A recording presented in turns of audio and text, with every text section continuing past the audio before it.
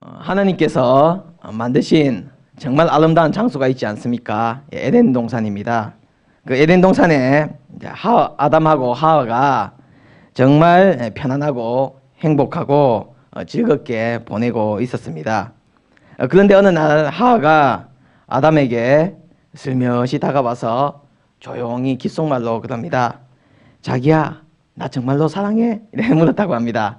그러니까 아담이 무던히 하와를 보면서 여기 당신 말고 누가 있어? 했다고 합니다. 사랑이라는 것은 뭐 한정적이고 뭐 대상이 있고 범위가 있는 것이 아닙니다. 사랑이란 그 자체만으로도 정말 좋은 단어인데 우리가 사랑한다는 것은 그 어떤 것도 비교할 수가 없는 것입니다. 그래서 우리 한번 인사하도록 하겠습니다. 우리 옆에 분과 뒤에 분과 한번 인사하도록 합니다. 사랑합니다 라고 인사하도록 하겠습니다. 사랑합니다. 자, 이름은 넣어서 좀 사랑합니다. 예. 예. 예. 오늘 세 구절을 읽었는데 이 세 구절 가운데 이 말씀 구절의 틀이 몇 가지 있습니다. 한 가지 있는데 그것은 바로 예수님이 베드로에게 사랑하느냐, 나를 사랑하느냐고 물었고 그 대답이 바로 내가 주님을 사랑하는 줄 주님께서 아시나이다 라고 이렇게 대답을 했습니다. 15절, 16절, 17절에 다 그렇게 나와 있습니다. 사랑 이 말은 참 좋은 말이죠. 사랑 참 좋은 말인데 우리나라 말은 사랑하면 그냥 그 사랑 두 글자라면 딱 끝입니다. 이제 사랑해 하면 한글로 어떻게 적으면 돼요? 사랑해 이렇게 적으면 되지 않습니까? 그런데 헬라어는 조금 표현이 조금은 다릅니다. 성경은 구약은 히브리어로 적혀 있고 신약은 그 이후에서 그리스 시대의 영향을 받았던 때라서 헬라어로 적혀져 있는데 그리스 말로 옛날 그리스 말로 적혀져 있는데 헬라의 사랑의 표현은 조금은 다릅니다. 같은 사랑이지만 그 의미가 조금씩 다르다는 것입니다. 15절, 16절, 17절에서 예수님께서 베드로에게 사랑하느냐라고 물었고 베드로 역시 맞죠? 네, 주님께서 내가 주님을 사랑하는 줄 주님께서 아신다고 그 사랑을 또한 말했습니다. 자, 여기서 그런데 우리가 살펴봐야 될 것은 15절, 16절, 17절에서 예수님께서 베드로에게 나를 더 사랑하느냐라고 말했을 때 그 사랑은 바로 어떤 사랑이냐면 바로 아가페라는 것입니다. 아가페. 아가페 사랑 많이 들어보셨죠? 예, 자신의 생명까지 바쳐서 전혀 아깝지 않을 정도로 정말 열심을 다해서 보상 심리가 없는 말 그대로 무조건적인 사랑을 아가페라고 합니다. 아가페라고 합니다. 그러면 혹시 연인들의 사랑은 혹시 뭐라는지 혹시 들어보신 적 있으세요? 연인들의 사랑은 에로스라고 합니다. 예, 연인들끼리의 사랑을 에로스라고 하는데 즉 예수님께서 베드로에게 어떤 사랑을 물었냐면 너가 정말 사랑하느냐, 그러니까 어떻게 너 목숨까지도 정말 네 모든 것을 다 버릴 정도로 너를 사랑하느냐고 나를 사랑하냐고 물었습니다. 그래서 즉 현재 시제로 사랑하느냐 해서 물었습니다. 즉 과거에 대해서는 묻지 않으셨습니다. 사실 베드로가 예수님에 대한 대답을 한다는 것 자체가 큰 부담이었습니다. 맞죠? 그는 예수님을 끝까지 따르겠다고 예수님 맹세도 하고 큰 소리 쳤지만 마지막에는 예수님을 부인하고 맞지 않았습니까? 그것도 3번이나 부인하고 말았습니다. 심판의 현장으로 이끌려가는 예수님을 제대로 보지도 못했을 것이며 예수님 앞에 다시 선다는 것 자체가 어떻게 보면 불가능할 것이라고 다들 생각했을 것입니다. 하지만 예수님이 먼저 베드로에게 다가가셔서 말씀하시고 준비하고 계셨고 다시 예수님이 그 앞에 서서 질문을 합니다. 이때 또 베드로가 또 충격에 먹었고 그 옛날 생각이 또 날 겁니다. 그때 부인했던 것 예수님이 3번 물었듯이 예수님 그 불 곁에 잡히시기 그때 불 곁에 있었을 때 그에게 다가와서 한 여종이 물었지 않습니까? 그것도 3번이나 물었습니다. 첫 번째가 너는 그의 곁에 있었던 자가 아니냐 하니까 베드로가 아니다 그랬고 나사렛 예수와 너는 함께 있었다니까 역시 나는 알지 못한다 그랬고 세 번째 너도 진실로 그 도당이라고 할 때 알지 못한다고 해서 그것이 아마 내리에 스쳤을 것입니다. 그런데 거기에 그러나 베드로는 실망치 않고 용기 내어서 예수님 앞에 다시 말하고 있습니다. 주님께서 알고 계시다. 즉 자기가 좀 스스로는 말하기가 좀 그런지는 모르겠지만 주님께서 알고 계신다. 내가 주님을 사랑하고 있다는 것을 이렇게 말했습니다. 그런데 아까 제가 말씀드렸죠. 예수님은 베드로에게 어떤 사랑을 물으셨습니까? 아가페 사랑을 물었습니다. 그런데 베드로는요, 내가 주님을 사랑한다는 거 우리 주님은 알고 계십니다는 것때 그 사랑은 아가페가 아니라 필레오의 사랑인 필레오라고 기록되어 있습니다. 필레오는요, 아가페보다는 같은 사랑인데 아가페보다는 뭐 비슷한데 인간의 감정으로 뜨겁게 사랑하는 것을 즉 필레오라고 합니다.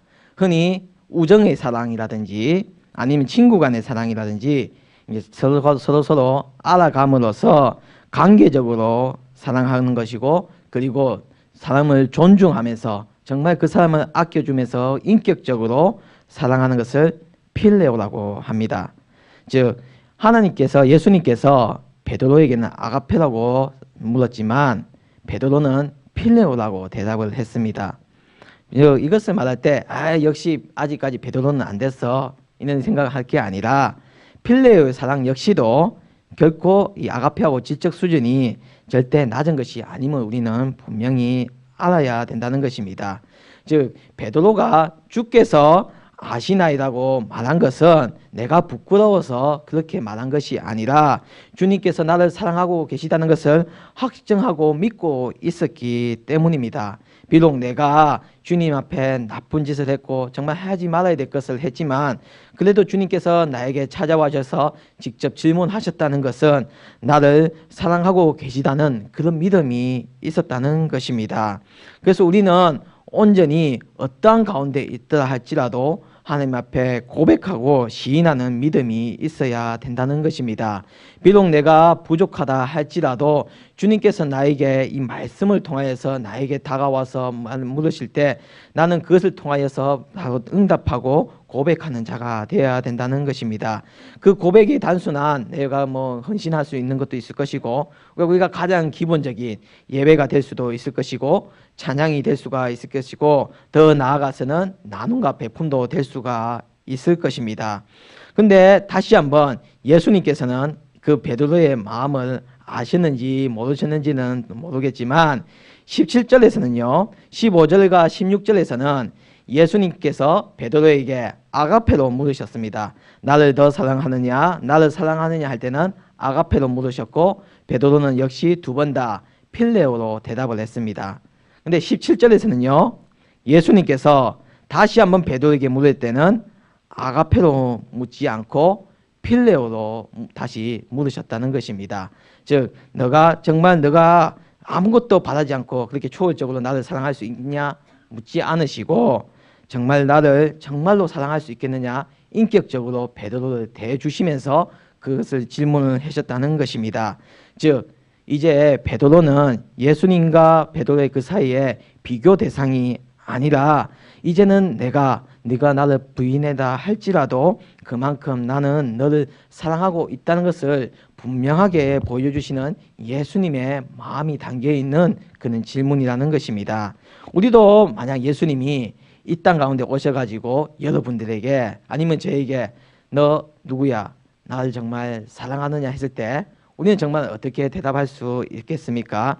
우리도 정말 이 베드로처럼 이런 대답이라도 할 수 있으면 정말 우리에게도 큰 영광이 될 것입니다.